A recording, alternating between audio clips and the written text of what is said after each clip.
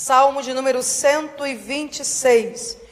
Quando o Senhor trouxe do cativeiro os que voltaram a Sião, estávamos como os que sonham. Então a nossa boca se encheu de riso e a nossa língua de cânticos, e se dizia entre as nações: grandes coisas fez o Senhor a estes. Grandes coisas fez o Senhor por nós, e por isso nós estamos alegres. Faze-nos regressar outra vez do cativeiro, Senhor, como as torrentes do Neguebe. E os que semeiam com lágrimas cegarão com alegria. E aquele que leva a preciosa semente andando e chorando, voltará sem dúvida com alegria, trazendo nas mãos o resultado do seu trabalho. Essa igreja crê assim? Me foi pedido, queridos, que compartilhasse com os irmãos, aproveitando essa rápida oportunidade, que eu já estou retornando para Belém amanhã pela manhã, que compartilhasse com os irmãos algumas das coisas que Deus tem feito em nossa vida ao longo desses anos, que temos dedicado a Ele como missionária. E quero começar dizendo que, se eu tivesse 100 vidas, eu as viveria da mesma maneira. Em todas elas eu seria missionária, porque não existe patrão mais fiel do que Jesus de Nazaré, e não existe empreendimento na terra que cuide melhor de seus servos do que o reino. E quero dizer uma outra coisa: os irmãos não ouvirão uma história de coragem humana, os irmãos ouvirão uma história de fidelidade divina, porque se não fosse a mão do Senhor, eu não estaria aqui hoje, tendo essa oportunidade de contar aos irmãos o que vou contar. Quando o Senhor me chamou para a obra missionária, foi em um culto em Ananindeua, ali na região metropolitana de Belém. Eu estava assistindo ao culto numa quarta-feira, uma mulher estava ministrando, e ela dizia assim, as palavras dela eram inflamadas como que pelo fogo. Ela olhava para a nossa direção e dizia: Deus não está procurando espectadores, Ele não está procurando pessoas que estejam escondidas por detrás das trincheiras enquanto a guerra está acontecendo. Ele não está procurando agentes secretos. Agentes secretos não têm nenhuma utilidade para o reino. Ele procura homens e mulheres que queiram ocupar as primeiras linhas na frente dessa batalha. E eu, com 15 anos de idade, ouvi essa mensagem, olhei para as minhas mãos e fiz uma descoberta: não havia nada nelas, nada. Não havia conquistas, não havia almas, não havia recompensas, não havia nada que eu pudesse apresentar ao Senhor. Eu era uma dessas crentes inúteis. Eu era um desses soldados rasos, covardes, medrosos, escondidos atrás das trincheiras. Eu nem tinha coragem de defender o meu Cristo e a minha fé na roda dos meus amigos. Eu era uma inútil. E eu vim até a frente, caí de joelhos diante do altar do Senhor. E eu disse a Ele naquela noite, eu disse: Senhor, eu não tenho dinheiro, eu não tenho sabedoria, eu não sei pregar, eu não sei cantar, eu não tenho pai, a minha mãe é mãe solteira, nós somos do interior. Senhor, não tem nada que eu possa apresentar a Ti, Senhor, nada que eu possa dizer: Senhor, usa-me por essa ou por essa razão. Mas olha, Senhor, o nada que eu tenho, o nada que eu sou, o nada que eu sei, eu entrego agora diante do Teu altar. Senhor, é Teu, usa-me, nem que seja nos lugares mais escuros que existem na terra. E sabe o que aconteceu, queridos? Deus aceitou a minha oferta. E sabem por quê? Porque Ele não está procurando os melhores de nós. Ele não está procurando os mais bonitos, os que pregam melhor, os que cantam melhor, os que se destacam na sociedade, os que têm melhores contatos na agenda telefônica. Ele não está procurando, queridos, pessoas boas aos olhos do homem, boas diante dos critérios da sociedade. O Senhor está no nosso meio nessa noite, como estava naquela noite, procurando os mais humildes de nós, os mais obedientes de nós, aquele que diz: Senhor, eu não sou nada, mas Tu és tudo. Senhor, eu não tenho nada, mas Tu és o dono das montanhas que escondem o ouro e a prata. Senhor, eu não posso nada em mim, mas eu posso todas as coisas em Ti, Senhor, porque és Tu que me fortalece. Deus procura alguém assim, e quando Ele encontra, Ele prepara o cenário para que você desenvolva o seu ministério. Quando Ele encontra alguém assim.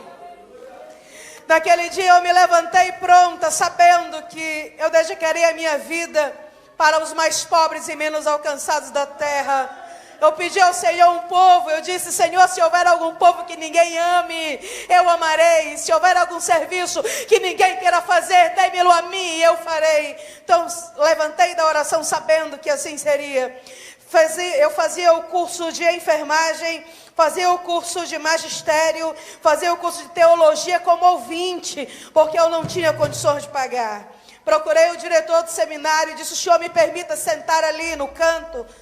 Eu não vou atrapalhar, eu posso chegar cedo, varrer a sala, eu posso lavar o banheiro, eu posso buscar a sua água, buscar o seu café. Eu só preciso aprender o que o Senhor está ensinando, porque o Senhor vai me dar um povo. E quando o Senhor me der o meu povo, eu preciso saber o que ensinar para eles. E o pastor me permitiu ficar lá, sentada e ouvindo. Eu tenho visto alguns candidatos hoje em dia, irmãos, mas eu não compreendo muito bem. Se o carro não vier buscar na porta, ele não vai. Se o pastor não for também, ele não vai. Se não der o combustível dele, ele não vai. Se ele não tiver alguma recompensa, ele não vai. Queridos, olhe para o Calvário, pense no céu. O Senhor não nos chamou para estarmos perdendo tempo nessa terra. Ele nos chamou para conquistarmos para Ele a recompensa pelos seus sofrimentos. Com a idade de 19 anos, já tinha terminado o curso de magistério, o curso de teologia, o curso de enfermagem. Entreguei o trabalho na empresa onde eu trabalhava, procurei a minha mãe, disse: minha mãe, eu estou indo, eu estou partindo. O Senhor tem um povo para mim. E fui conversar com a junta administrativa de missões de minha igreja e me apresentei. E eles olharam para mim, leram meu currículo, ouviram a minha história e me disseram: nós lamentamos, mas você não serve. Você é mulher, nós não enviamos mulheres. Você é solteira, não enviamos solteiras. Você é jovem, não enviamos jovens. Você não se enquadra no perfil que nossa igreja está procurando.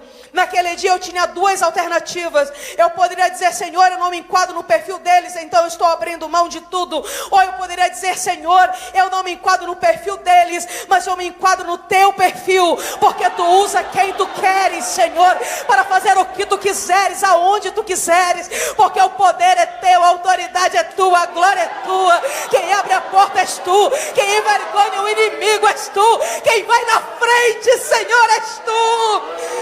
És tu, Senhor. Eu escolho acreditar em ti. Disse: queridos, me abençoem. Eu estou partindo. Eu estou indo rumo ao povo que recebi do Senhor. Oraram por mim, eu me levantei. Cheguei em casa, coloquei dentro de uma mochila minha rede, 2 mudas de roupa, uma sandália, uma Bíblia. Me despedi de minha mãe, única filha. Mãe, eu estou indo. Ela: para onde você vai? Eu vou para as selvas bolivianas. Deus tem um povo ali. Recebi esse povo de joelhos, estou partindo. Não se preocupe, minha mãe. Estou indo para o melhor lugar do mundo. Estou indo para o centro da vontade de Deus. Se não nós nos encontrarmos mais nesta terra, nós daremos um abraço apertado diante do altar do Senhor. Nos encontraremos no céu. Não se preocupe. Me despedi dela, queridos. Com R$30 no bolso, eu almejava chegar nas selvas bolivianas, partindo de Belém do Pará. Cheguei ali no porto, mostrei para a moça o mapa. Eu disse para ela: eu tenho R$30, até onde dá para eu chegar partindo de um barco daqui de Belém? Ela olhou o meu mapa e disse: com R$30 você sai de Belém e você chega até o Amapá. É quanto dá para pagar o seu dinheiro. A passagem dá para comprar R$30. Custa a passagem de Belém até Santana. Comprei a passagem, não teve troco. Entrei naquele barco sabendo, queridos, que eu entrei naquele barco muito tranquila, sabendo que eu estava perseguindo não um sonho qualquer, eu não estava buscando algo que havia sido criado no meu coração. Eu estava atendendo ao chamado de uma voz que me chamava das profundezas do mistério e me dizia: vai, que eu estou contigo, e me dizia: segue, que eu estou aqui. Eu estava obedecendo a uma voz que não me deixava sonhar com nenhuma outra coisa, nem desejar nada, absolutamente nada além do que o mundo tinha para me oferecer. E eu desembarquei em Santana. Eu abaixei a minha mochila naquele porto. Eu lembro da oração que fiz. Eu olhei para o céu e disse: Jesus, venha me buscar. Eu estou aqui, camisa branca, saia jeans, eu estou de chinelo, bem aqui. Eu sou no canto direito, na ponta do trapiche. Jesus, venha me buscar aqui. Eu não posso telefonar para ninguém. Eu não tenho dinheiro para pegar um ônibus. Eu não conheço ninguém nesse estado. Venha me buscar aqui. Queridos, às vezes nós trabalhamos tanto para Ele, que o nosso ministério se transforma em um ativismo. Nós trabalhamos tanto, e nos esquecemos de quem Ele é. Nos esquecemos que Ele almeja relacionamento, que ele busca comunhão. Nos esquecemos que Ele ouve a oração. Nos esquecemos que Ele peleja as nossas batalhas. Nos esquecemos que Ele ainda faz milagres. Nos esquecemos que Ele ainda é o Senhor de toda a terra. Nos esquecemos que na mão direita dEle tem todo o poder, toda a autoridade. Nos esquecemos que Ele pode fazer em um movimento o que homens demorariam meses ou anos para fazer acontecer. Nos esquecemos, porque estamos tão ocupados. Estamos ocupados demais. Eu ali, Jesus, vem me buscar. E lá vem uma mulher descendo o trapiche, descendo a escadaria. Ela olha para um lado, olha para o outro, olha para um lado. Nossos olhares se cruzaram. E ela caminhou na minha direção e parou bem na minha frente, olhou dentro dos meus olhos e disse: eu estava na minha casa orando quando o Senhor me mandou vir aqui te buscar. Mandou eu te levar para a minha casa. Mandou eu cuidar de ti como uma mãe cuida de uma filha. Mandou eu te vestir. Mandou eu te calçar, te alimentar. Ainda mandou te dar um recado. Eu estou vivo, diz o Senhor dos Senhores. Oh, aleluia. Randaralabação de cantaralabará.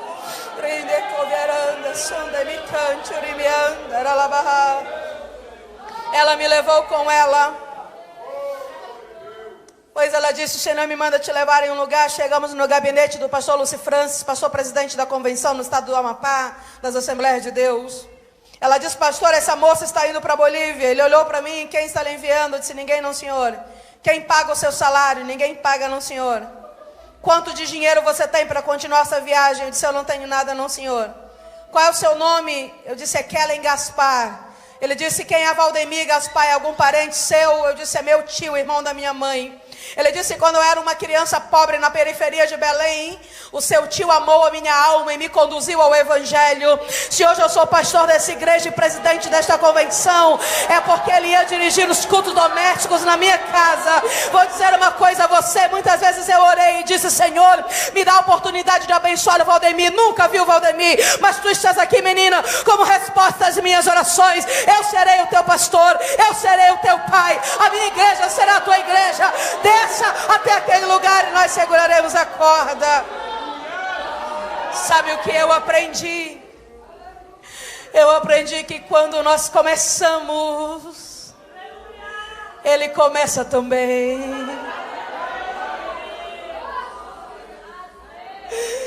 Eu aprendi que quando nós começamos, Ele começa também. Não tenha medo de começar. Não tenha medo de se levantar. Não tenha medo de erguer a tua voz. Não tenha medo de defender os interesses do reino. Não tenha medo. Parece grande, parece ousado, parece que não vai acontecer, mas Ele ainda é o mesmo. Não tenha medo. Quando você começa, Ele começa também.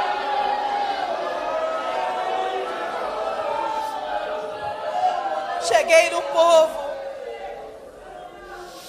cheguei nos Pacais Novos, encontrei um povo terrivelmente escravizado por Satanás.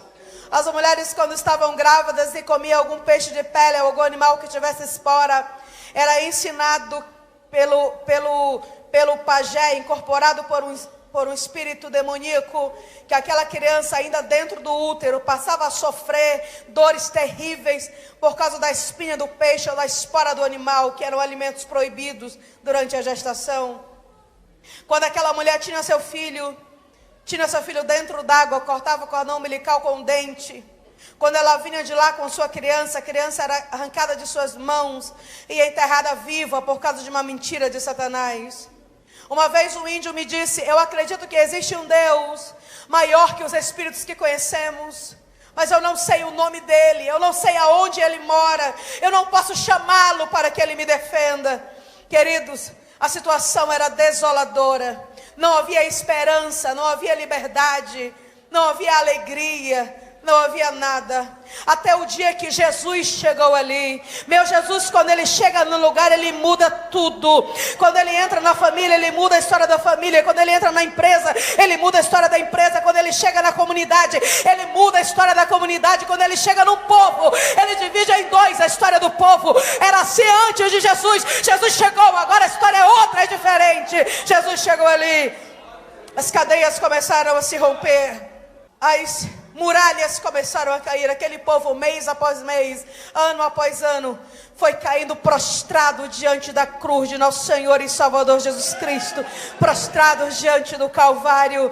Agora a situação é diferente. O pajé bate na porta e diz: ei, o teu filho foi escolhido para apaziguar ou evitar a ira dos espíritos, senão tua casa inteira será destruída. O índio abre a sua porta e diz: meu filho agora é do Senhor Jesus de Nazaré, toda a minha família pertence a Ele, toda a minha criação pertence a Ele, cada centímetro da minha propriedade eu dei para Ele. Os espíritos não podem tocar em nada, porque tudo que eu tenho, eu dei para meu Jesus, e Ele tem que sair, porque não existe nada que o diabo tema mais do que um crente que conhece a autoridade que há no nome de Jesus. A situação agora é diferente. A nossa congregação é coberta de palha, cercada de vara. Nos sentamos no chão, não há bancos, não existe luz elétrica, lamparina, não tem púlpito, é um tamborete. Nada do que vocês estão vendo aqui nós temos lá. Apenas a graça, apenas o preço, apenas o Calvário, é o que nós temos em comum, o resto não. Os índios gostam de orar com o joelho no chão e com o rosto na terra, porque não se consideram dignos de tão maravilhosa salvação, de tão maravilhosa graça. O hino que eles mais gostam de cantar é o hino que diz assim, ó, olha para mim: Pitspina, pitspina, pitspina, kutspinai kakarakat neshi jeji. Pitspina, pitspina, pitspina, kutspinai kakarakat neshi jeji. Mitspina, paitpanam, kutkanam, parem pai kakarakat pitspina, pitspina, pitspina, kutspinai kakarakat neshi jeji. Traduzido para o português diz assim, ó, olha para mim: acabou, acabou, acabou. Todo o peso da minha alma se acabou. Meu Jesus me libertou. Meu Jesus, Ele me salvou. Acabou, acabou, acabou, acabou. Todo o peso da minha alma se acabou. Só Jesus faz isso. Só Jesus faz isso. Só Jesus faz isso. A prefeitura não faz. A prefeitura não faz. As ONGs não fazem. Nenhuma instituição na terra promove um resultado como esse. É Cristo. E através da obra missionária. Por isso que o diabo odeia missões. Quando meu trabalho estava terminando ali, eu dizia: Senhor, me dá um povo. Eu sou jovem ainda. Gasta-me nesse negócio. Eu não quero voltar, eu não quero casar, eu não quero fazer nada. Eu só quero conquistar para ti o que é teu. Me dá um povo, Senhor, me dá um povo. O Senhor me deu um povo subindo 3 dias o Rio Madeira Mamoré. Fui trabalhar com um povo onde eu cheguei a celebrar a cerimônia fúnebre de um índio adulto que morreu de fome. Fui trabalhar com um povo, queridos, onde nos primeiros meses eu perdi mais de 20 quilos, não havia o que comer. Meio-dia o fogo estava apagado, as olhas estavam emborcadas. Os índios saíam para caçar, mas não traziam nada. Havia uma maldição terrível sobre aquele lugar. Passávamos dias tomando o tê da hoja de palta, que é o chá da folha do abacate, porque eu não havia outra coisa. Eu e os primeiros 9 novos convertidos congregávamos embaixo de uma árvore e fomos prestar serviços em outras comunidades, colhendo arroz para receber o arroz como parte do pagamento. Eu trabalhava das 7 da manhã às 5 da tarde com esse movimento. Às vezes, quando voltava, eram 2 horas para ir e 2 horas para voltar, 4 horas de caminhada por dia. Quando voltava, as minhas mãos, elas vinham pingando sangue por causa do movimento da cosecha, por causa do instrumento. Chegava tão cansada. A minha casa era de 2x2, coberta de palha, cercada de vara. Eu dormia em cima de um catre. Eram varas com palha e um pano por cima. Às vezes eu me deitava ali. Quantas vezes orei por um copo de água e disse: Senhor, coloca vitaminas, proteínas aqui, vou beber essa água e vou dormir. Não há outra coisa para que eu me alimente. Mas, irmãos, nesse lugar, Deus fez coisas tão grandiosas. Quando a primeira família se converteu, me lembro muito bem, era uma noite de quarta-feira, estava chovendo muito. Bateram na porta. Eu fui atender, acendi a lamparina, fiquei pensando, alguma coisa terrível deve ter acontecido. Quando eu cheguei lá fora, a família estava lá, encharcada, tremendo de frio, os lábios roxos. Eu perguntei: irmãos, o que passou? Eu perguntei: irmãos, o que aconteceu? E o homem veio à frente, tremendo de frio, e disse: irmã, não há culto, nós todos venimos louvar o Senhor. Ele disse: irmã, não vai ter culto, nós viemos louvar ao Senhor. Irmã, ande, levante-se, é dia de nós adorarmos ao Senhor. E fomos lá para debaixo da chuva, debaixo da árvore, louvar ao Senhor naquela ocasião. Uma outra vez o índio chegou e disse: eu quero falar agora, eu quero dar uma palavra. Acendi para ele, cedi o tamborete, que era o nosso púlpito. E ele disse: irmão, já é salido para Monte Acheyer. Ele disse: eu saí para caçar há 3 dias. Ele disse: já é passado a noite, ele era muito para ele, nada. Eu passei 3 dias e noites no mato caçando, mas eu não trouxe nada. Ele disse: eu me morri, meus hijos temos hambre, mi olho nossa llena. Eu, minha mulher e meus filhos estamos com fome. A nossa panela está vazia. E eu pensei, sentado no chão onde eu estava: ele vai dizer agora que me adianta ser creyente, se me olha não está llena. Ele vai dizer que me adianta ser crente se minha panela está vazia. Jesus, o que é que eu vou dizer para esse homem? O que eu vou dizer para este povo? Mas ele não disse nada disso. Esse índio, queridos, novo convertido, analfabeto, olhou para nós, iluminados por aquela pequena chama da lamparina, e disse: pera, irmãos, eu estou muito contente com o meu Senhor Jesus. Ele disse: mas irmãos, eu estou muito feliz com o meu Senhor Jesus, porque ele me disse no meu coração que lá no céu, para onde eu vou, nunca mais eu sentirei fome. Ele me disse que eu vou sentar na mesa dele, que eu vou comer com ele. Ele alegrou o meu coração. Mas às vezes nós não somos assim. Nós temos tudo, mas não somos assim. Quando fazemos chapinha e está frio, não queremos ir ao culto. Não somos assim. Quando as portas se fecham, queremos nos voltar contra o nosso Criador. Não somos assim. Estamos aí divididos entre fazer e não fazer. Estamos aí, muitos de nós, sentando em mesas que não deviam sentar. Não conseguiram ainda se decidir. Não conseguiram ainda se firmar. Se tem tudo, estão aqui. Se falta alguma coisa, o Senhor já não pode contar com eles. Precisamos aprender com esses índios a sermos uma igreja diferente dessas que vão morar no céu.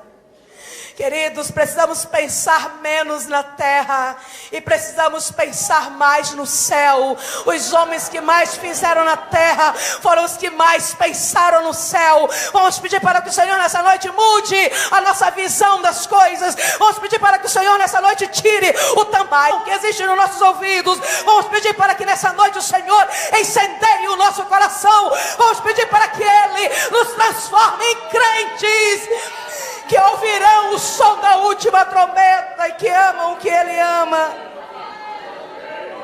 Meu trabalho terminou ali. O índio chegou para mim e disse: irmã, você também, os olhos, o pelo está tudo amarillo. Ele disse: irmão, você está tão bonita, os seus olhos, sua pele está tudo amarelo. Eu tinha um guarda-roupa, era uma caixa de papelão. Eu tinha um espelho, eu não vi o meu reflexo há muitos meses, mas eu procurei esse pedaço de espelho e vi o meu reflexo. Eu me assustei com o que eu vi. Quando eu descobri essa inflamação hepática, eu já não podia ficar de pé, estava muito fraca. Eles me levaram para Guaiará-Mirim, fui internada. O médico disse que eu precisava fazer um tratamento, era um longo tratamento, os remédios eram caros. Eu não tinha como vir ao Brasil. Fiquei ali internada. Eu passava muito tempo desmaiada por causa da fraqueza e da doença. Quando eu acordava, de repente eu acordava, olhava para aquele teto sujo daquele hospital, sozinha, e dizia assim: Senhor, me dá um povo. Eu preciso de um povo. Preciso fazer alguma coisa para ti, porque as minhas mãos estão vazias. Senhor, me dá um povo. Eu preciso de um povo. E desmaiava.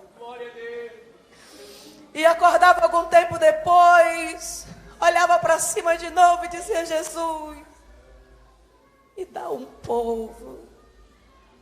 Me dá um serviço, me dá um trabalho, me dá uma batalha, me dá um problema para resolver. Senhor, me dá alguma coisa para fazer para ti. Eu quero morrer fazendo a tua obra, conquistando para ti o que te pertence de direito. Até que um dia me levantei da cama, saí me segurando pelas paredes do hospital e fui embora. Não recebi atendimento, não tinha dinheiro. E caminhando por La Calle, em Bolívia, encontrei com o pastor presidente da Assembleia de Deus em Cobija. Ele disse: eu estava ali procurando para lhe pedir oração por um povo. Meu coração bateu mais forte. Eu disse: diga, meu pastor. Me apoiei no muro, diga. Ele disse: há 5 anos que eu estou orando, ore comigo. Eu disse: me fale do povo. Ele disse: são canibais, comedores de carne humana. São satanistas, cultuam a Satanás. São flecheiros, as suas flechas têm veneno dentro. Já enviamos um missionário, mas desapareceu. E há 5 anos eu oro por alguém, mas ninguém se apresenta. Me ajude em oração. E eu orei, queridos. Orei aquela noite. E ao amanhecer eu procurei o pastor e disse: pastor, me dê o povo, pastor. Porque quando eu estava orando, eu me apaixonei pelo povo. O Senhor me entregou este povo. Eu já amo este povo. Eu não consigo ver na minha vida, no meu destino, no meu futuro, nenhuma outra coisa que não seja este povo. Pastor, me dê o povo. Ele disse: você vai morrer. Eu disse: não tem problema, se morro para ele morro, se vivo para ele vivo, quer viva, quer morra, eu sou dele e ele é meu. Se meu corpo cair ensanguentado ali, não vai ser derrota não, meu pastor, vai ser vitória. No momento em que meu corpo tombar, eu estarei adentrando os portões celestiais para estar com Ele. Não pode existir destino melhor, mais belo, mais maravilhoso do que esse. Dei-me o povo. Ele tirou de sua pasta um papel e disse: filhinha, isso aqui é o que você precisa para alcançar o povo. Me deu o projeto. E no projeto estava escrito: primeiro item, um barco de médio porte. Segundo item, um motor de alta cavalagem. Terceiro item, um grupo gerador. Quarto item, sistema de comunicação via satélite, etc, etc, etc. Total, R$100 mil. Eu disse: pastor, olhe para mim. Eu calço número 36. Eu estou usando uma havaiana branca número 42, que eu achei. Porque eu não tinha condições de comprar uma sandália. E o senhor me fala em R$100 mil. Pastor, eu não tenho um peso para atravessar para o Brasil. Por isso que eu ainda estou aqui. E o senhor me fala em R$100 mil. Pastor, como? Ele disse: minha filha, quem trabalha para o Senhor tem seu nome escrito na folha de pagamento do céu. O departamento pessoal não fica aqui não, fica à direita do trono. O teu trabalho é descansar, o teu trabalho é confiar, e o trabalho dele é fazer o que tu não podes fazer. Recebi o povo, recebi o papel. Ele disse: você tem 1 ano para levantar os recursos. Passei 6 meses esperando o obreiro subir barranco, 3 meses me recuperando de uma outra crise hepática. Me sobraram 3 meses para levantar 100 mil reais. Cheguei no Brasil, vendi lanche na porta do templo, vendi minha bicicleta, vendi meu gravador, vendi meu Walkman, vendi minhas roupas em uma pechincha para comprar este barco. Irmãos, eu fiz tudo o que era humanamente possível fazer. Em 1 mês e meio, eu fui contar quanto eu tinha. Eu tinha 1.200 reais, faltava 98.800, e eu só tinha 1 mês de prazo. Sabe o que eu fui fazer, queridos? Fui me dobrar diante da soberania do meu Senhor. Fui contar para Ele, fui orar, fui pelejar essa batalha em oração. Nós temos visto poucas vitórias hoje em dia, porque em vez de nós irmos orar, nós publicamos no Facebook. Em vez de nós irmos orar, nós escrevemos um Twitter. Precisamos voltar a dobrar o nosso joelho para ver a mão de Deus se movendo em nosso favor.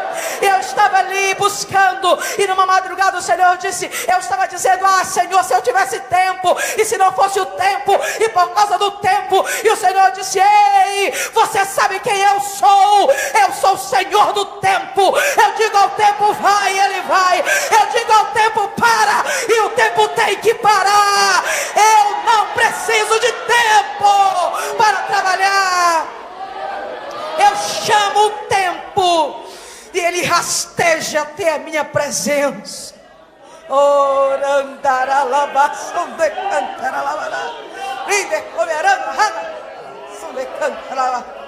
Esse é ele, assim que ele é ele. Comecei a arrumar as minhas malas. Comprei uma garrafa térmica para o meu barco. Comprei uma toalha de mesa para a mesa do convés. Comprei uma panela para cozinhar o feijão na viagem. Marquei o dia da partida no Trapiche de Icoaraci. Anunciei no rádio e contei para todo mundo. Alguém me disse: você já tem um barco? Eu disse: meu barco existe. Está pronto. Alguém está cuidando dele para mim. Em julho, dia 27, ele vai estar lá em Icoaraci, no meu culto de despedida. Fiquei esperando. Tudo arrumado, tudo pronto. Me despedi de todo mundo. Mandei convite para esse culto, para todas as igrejas que eu conhecia. E fiquei esperando. Tive um convite para ministrar na cidade de Portel. Eu precisava de 98.800 reais. Recebi um convite para ministrar na igreja na beira do rio Pacajá. Igreja do tamanho deste púlpito. A igreja ficava na beira do rio Pacajá no interior de Portel, Portel no interior do Marajó, Marajó no interior de Belém. Eu precisava de 98 mil reais, e o Senhor me levou para o interior, do interior, para me dar uma lição. Sabe qual era a lição? Deus não precisa que a geografia seja favorável para abençoar os seus servos. Ele abençoa onde Ele quiser, porque a bênção vem da mão dEle. Não precisa dizer: eu vou para ali porque é maior, eu vou para ali porque é melhor, eu vou para ali porque não. Esqueça isso. Diga: Jesus, para onde eu vou? Se for pequeno, Ele faz ficar grande. Se for deserto, Ele faz florescer. Não se preocupe. Preocupe-se apenas em ser fiel.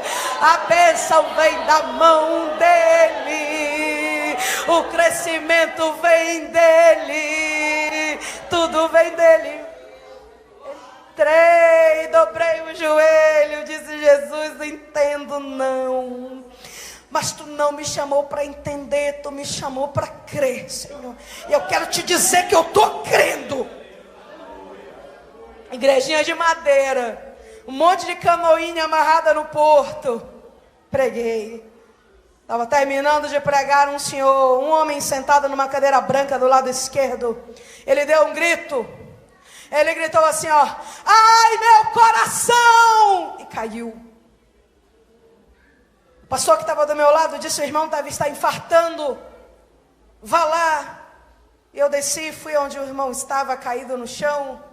Ele olhou para mim: coração! O que tem seu coração, meu irmão? O que é que o senhor está sentindo? Ele estava gelado, os lábios estavam roxos, a pele pegajosa. Eu disse: irmão, o que é que o senhor está sentindo? Olhe para mim. E ele disse: o coração. O que tem o seu coração, meu irmão? E ele disse: o meu não. O coração de Jesus. Disse: irmão, não entendo. O que tem o coração de Jesus? Ele disse: é seu. O Senhor me mandou lhe dar. Receba. Receba, o coração de Jesus é seu. E pegou na minha mão e eu disse: irmão, desculpe, continuo sem entender. O que é o coração de Jesus que o Senhor está me dando? Ele disse: coração de Jesus é o nome do meu barco. É um barco de 20 metros de comprimento, 4 metros de largura, com motor MWM 114, com 2 bombas d'água, com grupo gerador, com televisão, com parabólica, com freezer, com fogão, com micro-ondas, com sala de máquina, com instrumentos de navegação, avaliado em 100 mil reais. O barco é seu, receba, o Senhor me mandou te dar. Ele vive.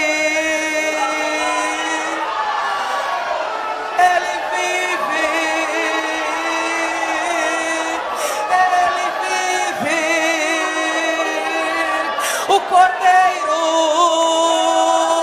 que foi morto, ressuscitou, está glorificado, assentado à direita de Deus Pai Todo-Poderoso. Ele vive, Ele vive, Ele vive. Não tenha medo de sofrer, não tenha medo de chorar, não tenha medo de ser preso, não tenha medo da fome, não tenha medo de nada.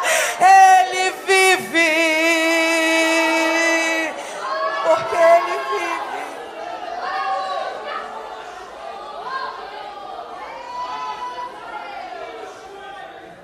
Eu disse: irmão, como foi isso? Ele disse: eu estava ouvindo você pregar, quando de repente uma voz me chamou pelo meu nome e me disse assim: Dulcival, dá o barco para ela. Ele falou: Senhor, meu barco não, é tudo que eu tenho, é meu único patrimônio, eu moro nele, ele é a minha casa. Senhor, meu barco não. Ele disse que nessa hora sentiu a dor forte no coração, foi quando ele gritou e caiu. Ai, meu coração, e caiu. E o Senhor disse: o barco não é teu, o barco é meu, dá o barco para ela. E ele deu a chave e o documento, me entregou a embarcação e ficou na beira do rio com uma sacolinha na mão, sem ter para onde voltar. Foi dormir no chão, porque a cama dele foi no barco. Foi cozinhar numa lata, porque as panelas dele foram no barco. Ele me deu o barco de porteira fechada, não tirou nada de dentro, porque o Senhor não permitiu. Foi morar 8 quilômetros de Portel, numa casa abandonada, sem água, sem luz, sozinho. Foi comer manga quando o dinheiro dele acabou. Comia manga para não morrer de fome. E é interessante, porque hoje em dia muitos querem dar para a obra missionária o ventilador sem hélice, a geladeira sem motor, o ferro sem resistência, lixo, não tem coragem de jogar fora e quer fazer missão. Tua oferta do tamanho do teu compromisso, meu irmão, nem melhor nem maior. Muitas ofertas têm envergonhado ao Cordeiro, envergonhado o Evangelho. Ele deu a vida e nós não queremos dar nada. É isso que está acontecendo. Peguei o barco e fui embora, não tivemos mais contato. Contratei uma tripulação, teve o culto no dia que eu havia marcado e nós viajamos. Foram 6 meses de viagem de Belém até o Peru, por água, navegando. Chegamos no Peru, a tripulação voltou, eu fiquei sozinha. Os índios não me receberam na aldeia porque um demônio já havia dito que eu ia chegar e que eu era extremamente má e perigosa. Fui morar numa casa abandonada na margem direita do rio Purus, arrodeada por 5.000 índios, colinas e caxinauas. A minha casa era coberta de palha, cercada de vara, eu dormia numa rede atada perto da palha. A casa foi abandonada porque morava uma jararaca da boca podre na palha, uma cobra perigosíssima. Eu acendia o lampião, deitava na rede, olhava para a palha, muitas vezes, muitas noites. Eu vi os olhos dela brilhando.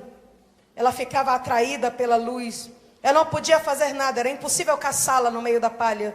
Convivi com ela durante todo esse tempo. Ela não me tocou, porque até os animais têm que reconhecer o poder que há no nome de Jesus. Era ela lá e eu aqui.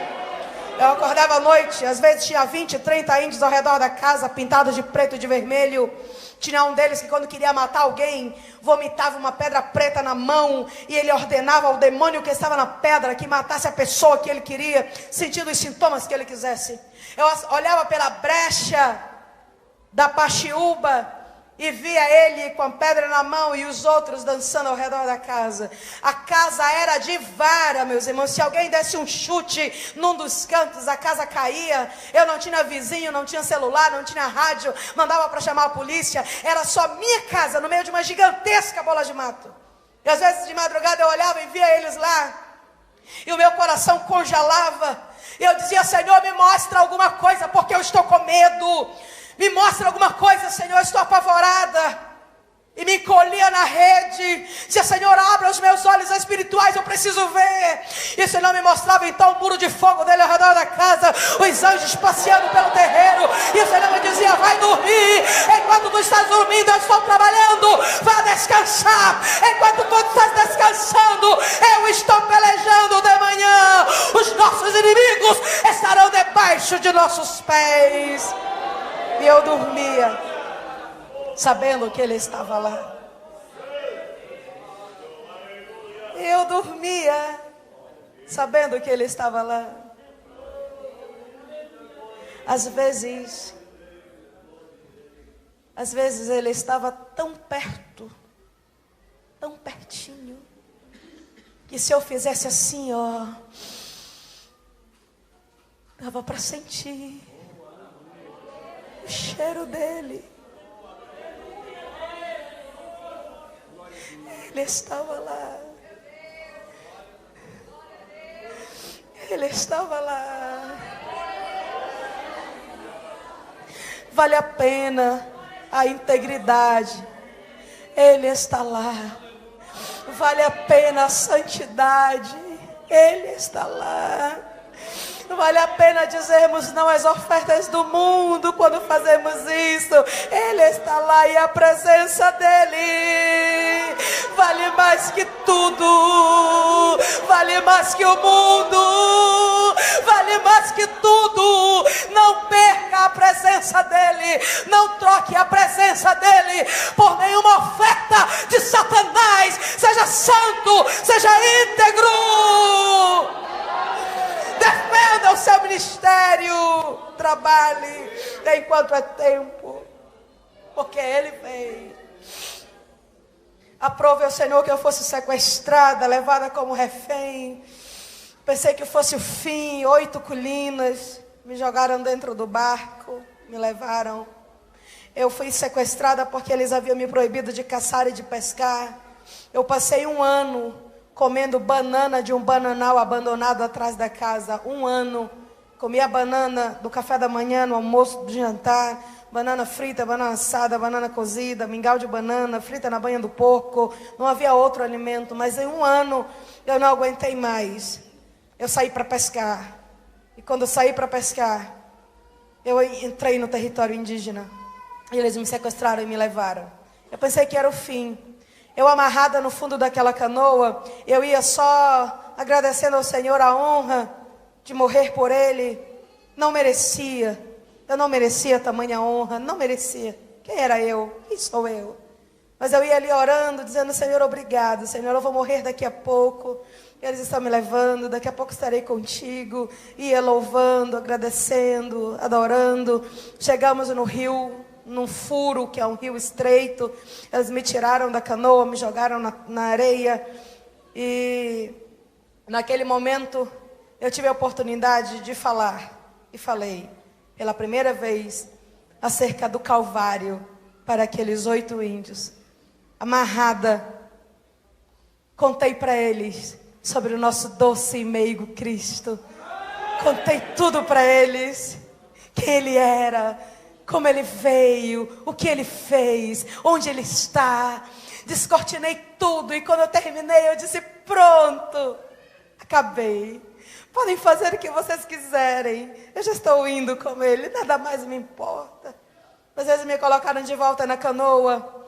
E naquele dia 8 colinas caíram prostrados aos pés da cruz de nosso Senhor e Salvador Jesus Cristo.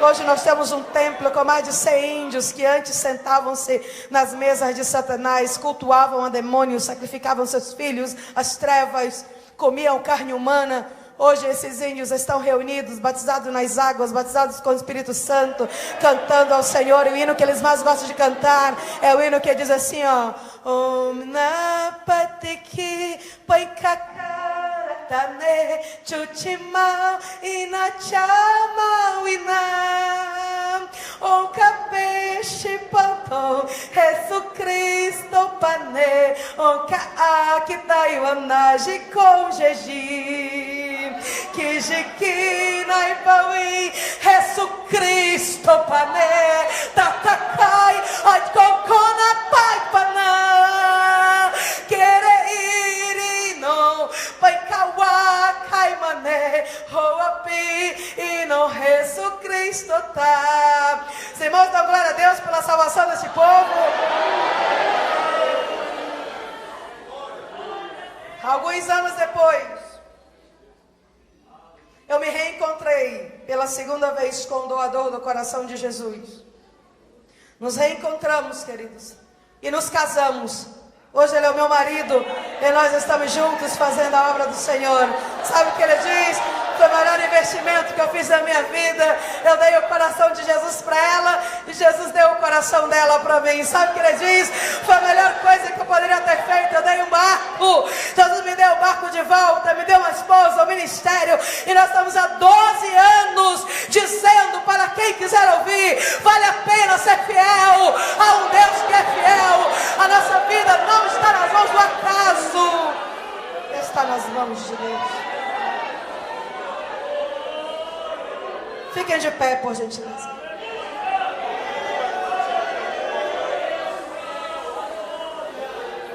Ainda temos 16.750 povos para alcançar. Das 6.528 línguas faladas atualmente, 4.040 não tem nenhum versículo da Bíblia traduzido. Só no norte do Brasil nós ainda temos 10.000 comunidades ribeirinhas sem o Evangelho. Das 120.000 pessoas que morrem por dia, 80.000 morrem e vão direto para o inferno, porque nunca ouviram falar de Jesus. E o Espírito Santo nessa noite procura: com quem eu posso contar? Com quem eu posso contar? Com quem eu posso contar? Meu ministério começou assim. Quem tem uma chamada para trabalhar com um povo transcultural, sai do seu lugar e vem à frente. Eu quero orar por você. Não fique perguntando assim, mas como? Ele sabe como. Mas com que dinheiro? Ele é o dono dos recursos. Mas que horas eu vou? Ele vai preparar o tempo. Mas quem vai comigo? Não se preocupe com nada. Apenas diga: Senhor, eis aqui a minha vida. Eu sacrifico diante de Ti os meus projetos de grandeza. Eu sacrifico diante de Ti os meus sonhos, Senhor. Eu sacrifico diante de Ti o meu desejo de ter uma casa grande. Eu sacrifico diante de Ti o meu desejo de ter um carro importado. Eu sacrifico diante do Teu altar o meu desejo de ter sucesso, de ser famoso. Eu sacrifico diante de Ti. Eu sacrifico diante de Ti, Senhor. Eu sacrifico todos os sonhos que um dia eu sonhei para mim. E entrego a Ti a minha vida nesta noite. Dá para Ele. Eu entrego para Ti a minha vida nesta noite, Senhor. Diga: Senhor, se tem um povo para mim, Senhor, se tem um povo para mim, eu estou aqui para receber. E não me importa, Senhor, se eu estarei sozinho. Não importa se eu não terei apoio. Não importa se eu sofrerei. Não importa se eu padecerei fome. Não importa se eu padecerei solidão. Não importa se eu serei perseguido. Não importa, Senhor, se eu serei lançado dentro de uma prisão. A mim me importa, Senhor, fazer a tua obra, conquistar para ti aquilo que é teu. Vai entregando aí, vai entregando.